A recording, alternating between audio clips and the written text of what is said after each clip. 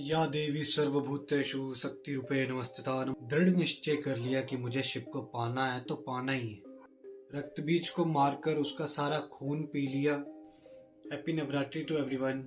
आशा करते आप सभी अच्छे होंगे। नवरात्रि नॉर्थ इंडिया का एक त्योहार है जिसमें 9 दिन 9 देवियों की पूजा की जाती है।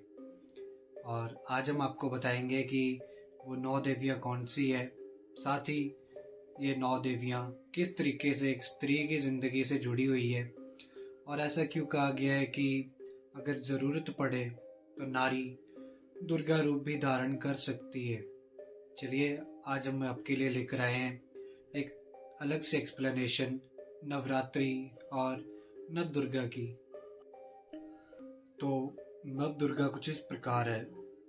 सबसे प्रथम दिन आता है शैलपुत्री, फिर ब्रह्मचारिणी, उसके बाद चंद्रघंटा, कुष्मांडा, स्कंद माता, कात्यायनी, कालरात्रि, महागौरी, सिद्धिदायत्री। तो ये माता के 9 रूप है जिनकी पूजा नवरात्रि को की जाती है। अब हमें बहुत सारे लोग ऐसा सोचते हैं कि ये 9 अलग अलग माताएं हैं, जो कि गलत है। ये पार्वती माता की लाइफ साइकिल दिखाई गई है, 9 स्टेजेस दिखाई है माता की लाइफ के। तो चलिए आज हम इसे जानते हैं। तो सर्वप्रथम आती है माता शैलपुत्री, माँ पार्वती का रूप, जिसमें वो बाल अवस्था में राजा हिमावन की पुत्री के रूप से जानी जाती है। हमारे साथ भी कुछ ऐसा ही होता है। जब हम बिल्कुल छोटे होते हैं तो हमें भी इसी प्रकार से जाना जाता है, हमारे पिता या माता या पिता के नाम से।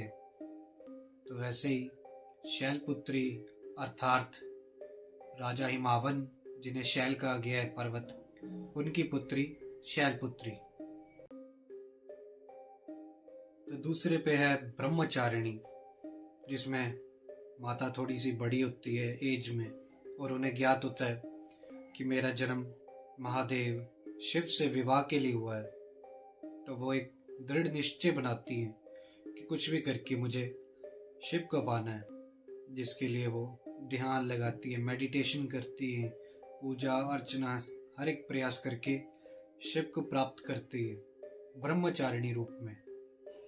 इसी प्रकार हमारी ज़िंदगी में भी ये स्टेज वो है जिसमें हमें एक फैसला करना है कि हमें ज़िंदगी में करना क्या है और उसके प्रति फोकस हो जाना है, अपना 100% देना है। तो वही इधर माता ब्रह्मचारिणी हमें समझा रहे हैं। तो तीसरे पर आती है माँ चंद्रघटा।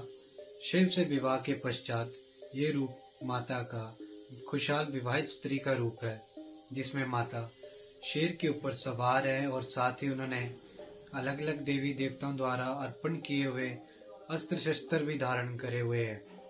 साथ ही माता के मस्तक पर चंद्रमा है, जिस वजह से माता का नाम चंद्रघटा पड़ा है। तो लाइफ की इस स्टेज में कोई लड़की या लेडीज विवाहित है, अब वो एक नए जीवन की शुरुआत कर रही है। तो यही माँ चंद्रघटा के रूप में दिखाया गया है।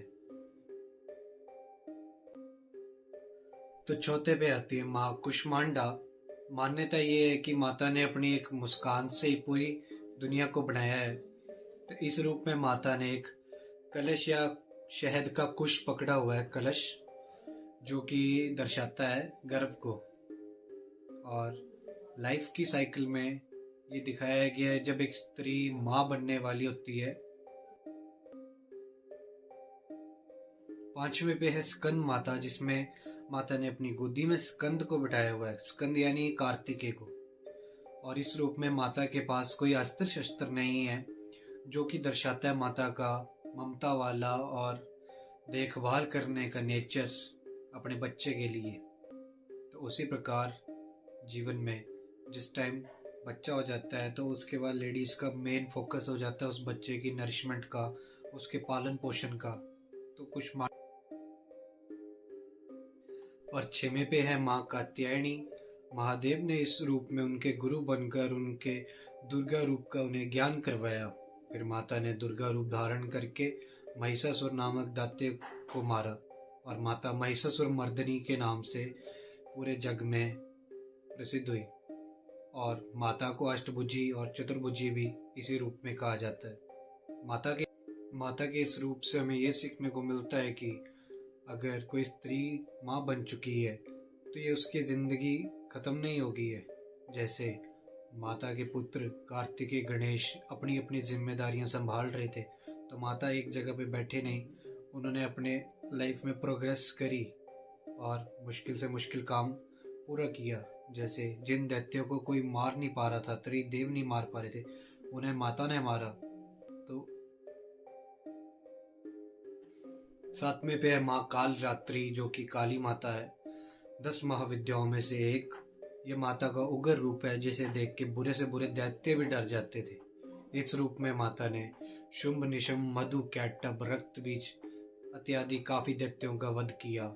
और इतना ही नहीं, माता का क्रोध इस रूप में इतना ज्यादा हो गया कि खुद शिव जी भगवान को आना पड़ा उन्हें रोकने के लिए, और वो उनके नीचे ऐसे लेट गए। फिर माता ने उनके ऊपर पैर रखा, उनकी जीभा निकल गई। तब माता को ज्ञात हुआ कि मेरे स्वामी मेरे पैर के नीचे है। तो इस रूप की एक और खास बात है कि माता ने अपने शरीर की मैल से इसी रूप में गणपति को बनाया था। हाँ जी, टीवी सीरियल्स में दिखा देते गौरी माता, पर ऐसा नहीं था। काल रात्रि या काली माता ने ही अपनी शरीर की मैल से गणपति की उत्पत्ति की थी। 8वां रूप है माता का महागौरी।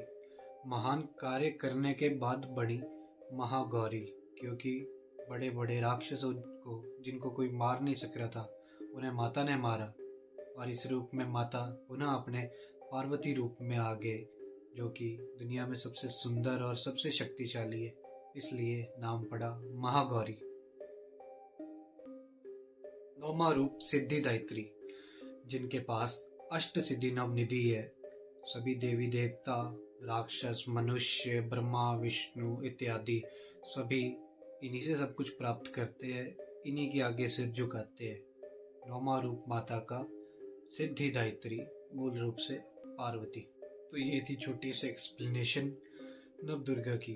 तो हम सब ने देखा कि किस तरीके से माँ की स्टोरी हम सबके जीवन के साथ, खास करके लेडीज़ के जीवन के साथ रिलेटेड है।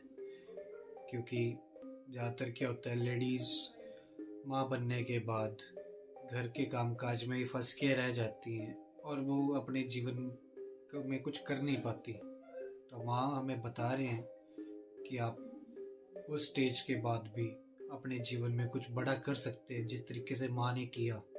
माँ स्कंद माता, कार्तिकेय की माता बनने के बाद उन्होंने कात्यायनी रूप धारण करके पुनः शिक्षा प्राप्त करी।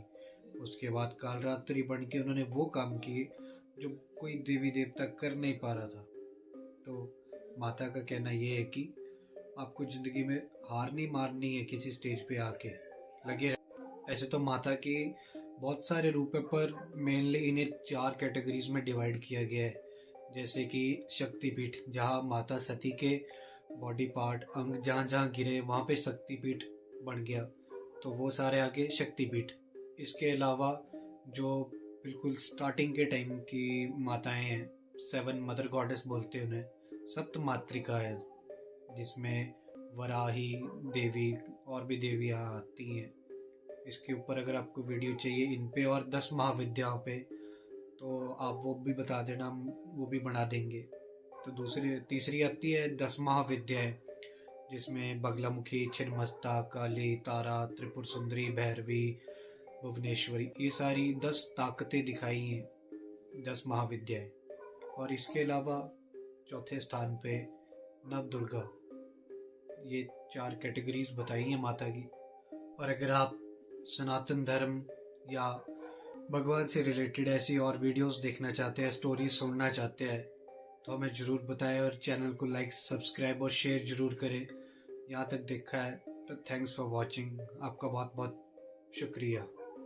जय माता दी, हैप्पी नवरात्रि।